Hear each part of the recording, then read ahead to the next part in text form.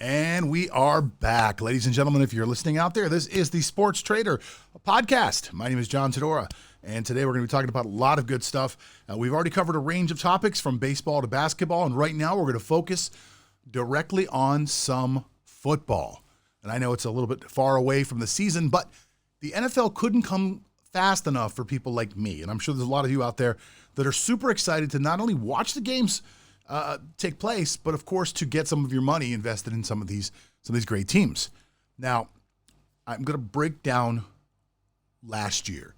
It's always good, in my opinion, to look at last year and years prior to that to actually learn about what will happen in the upcoming years. You know, in the way that I actually trade sports, I use historical back-tested data. So in order to do that, I will go back sometimes and look at 5, sometimes 10, sometimes 15 years of data on a certain strain or on a certain pattern that I see, and to test the pattern to see how many years of profit and ROI, what my ROIs are on these different patterns along the way. And in doing so, I've been able to develop some really awesome systems that have made me a tremendous amount of cash. Now, I hope that someday you guys will be able to do the same thing. So part of the reason I do this podcast is because I want you guys to learn some of the things that I have learned along the way. So today what we're going to do is we're going to touch on just a fraction of what it is I do when I'm looking at past year's data. So today we're going to focus on last year, 2019, the NFL season, and which teams performed the best against the spread. And then we'll try to look and find out if we can rationalize some reasons as to why those teams may have performed better. So I'm going to give you the top 10 teams that performed the best against the spread. But the first thing I want to do is I want to tell you the 2 teams that performed the worst against the spread. The absolute worst against the spread. And I think at the end, this will probably prove our theory correct. So let's do the bottom 3 teams, actually. The bottom 3 teams against the spread. The worst team in the NFL against the spread last year was the Chicago Bears. The Chicago Bears were 4-12 against the spread last year. The second to the worst team against the spread last year was the San Diego Chargers. 4-9-3, and the third worst team against the spread last year were the Cleveland Browns. The Cleveland Browns were 5-10-1 against the spread last year. Now, if you look at the records of those teams, well, the Bears were actually a pretty decent, okay team at 8-8, but the rest of those teams were terrible. They were actually terrible, and they were terrible against the spread, so they were underperforming teams. But you could also look at the fact that each one of those teams had overhyped quarterbacks that didn't perform to where they should have been. And the lines makers appeared to have valued those teams based strictly on the performance of what the quarterbacks should have performed to. Now, let's move up to our top 10 and see if that little bit of information holds true as we go into our top 10 teams. So we'll go over our top 10 teams really quick. Coming in at number 10 was the Dallas Cowboys. The Dallas Cowboys were 9-7 against the spread. Now, that's not great, but they won more games against the spread than they actually lost. So that's actually pretty good. The Vikings were also 9-7. The Bills were 9-6-1. The San Francisco 49ers, 9-6-1. Now, all these teams are decent. The Cowboys are the worst team I've talked about so far at 8-8. Now, but breaking the trend, and there's always that trend breaker that pops in there. Coming in at number 6, we're going to look at the Arizona Cardinals. Now, the Arizona Cardinals had a real-life record of 5-10-1. Rookie quarterback. But they had an against-the-spread record of 9-5-2. So if you would have invested money in the Arizona Cardinals just by themselves last year, you would have made money, which is pretty astounding. An undervalued quarterback, though. And you'll see this trend happen as we work our way up the land here. Number 5 coming in with a 13-3 regular season record. The Green Bay Packers were 10-6 against the spread. 10-6. The Ravens, Baltimore Ravens at number 4, 14-2 against the spread. I'm sorry, 14-2 in the real world. I take that back. Not against the spread. The Ravens were 14-2 in the real world. They absolutely positively were on fire. On fire. In my opinion, I'm not a Ravens fan. I'm a Steelers fan. Pains me to say this. Very painful. In my opinion, the Ravens were the best team in football last year until they hit the playoffs, and then they just fell apart. 10-5-1 against the spread, though. Chiefs, 12-4, eventual Super Bowl winners. 10-5-1 against the spread. Now, the next two number one, you might know. Number one, you might be able to figure out. But number two, I don't know if you're going to be able to figure out number two.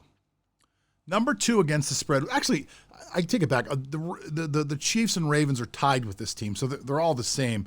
So I just have them listed this way. But this one was a surprise to me. They were 9-7 in the regular season, and that 10-5-1 were the Los Angeles Rams against the spread. And the number one team against the spread last year, number one with a bullet, with a 13-2 record.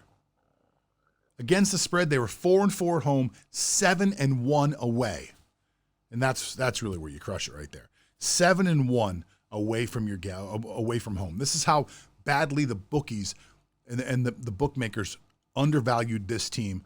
The New Orleans Saints were 11-5 against the spread.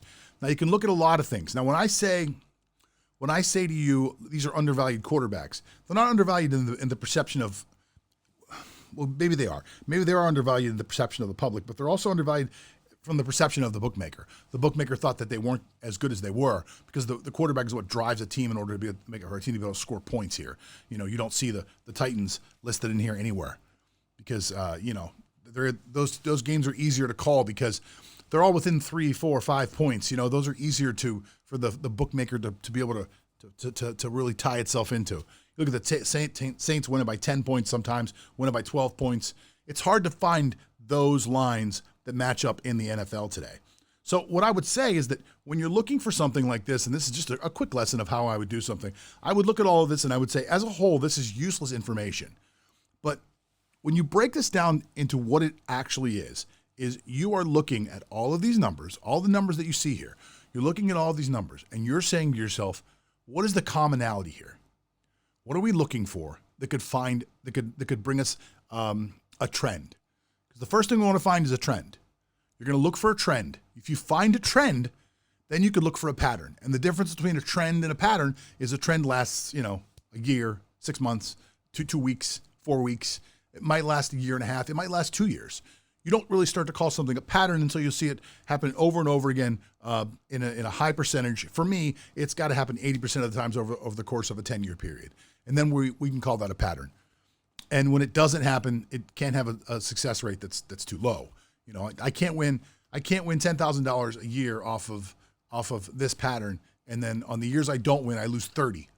So that doesn't work for me. And I will explain that more as we go along. We'll get into more details, but it's interesting to look at all of this. For me, it's interesting to go in and tear this data apart, and I will tear apart layers and layers and layers and layers of data like this. I actually have a guy who works for me, 2 guys who work for us inside the lab, and a couple of other freelancers that work with us inside of our ScoreMetrics lab. And we're doing these things all the time. We're tearing apart data just like this to try to find little tiny nuances, little tiny moments in there where we say, aha, that was it right there. Is it because of the quarterbacks?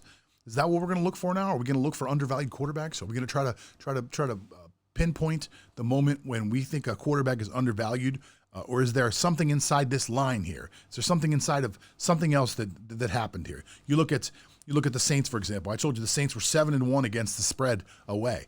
They were also 7-1 in real life away. So, that doesn't always work though. The Chiefs and the Ravens were 7-1 away. They were 6-2, and 6-1 away. So they didn't win every game, is what I'm saying. They don't always win the games that they win in the real world against the spread. It doesn't always work that way. So there's something inside there. There's something inside these things that you're going to be able to find, and you're not going to know what it is, but you'll find it eventually. I don't know. The Rams were 4-4 away. They were 6-2 against the spread. I don't know. It's too. I didn't open this up so we could find some miracle. I opened it up so we can start a conversation, and that's really what it's all about. If you're going to try to create your own patterns, if you're going to try to create your own systems, if you're going to try to be like me, and I don't gamble on sports, I invest in sports the same way you do in stocks, then you're going to need to start just like this, figure out what it is you're missing, and then work your way backwards from there. All right, guys, listen, we're going to take a quick break, and I'll be right back. After this, we're going to talk about Tom Brady, who I'm not too excited about. But a lot of people are super excited that Tom Brady has moved his way over to the Tampa Bay Buccaneers. And we're also going to talk about the fact that I don't know if you know it, but Tom Brady might be the greatest of all time. But is he the greatest of all time as in sports investment? We'll talk about that when we come back right after this.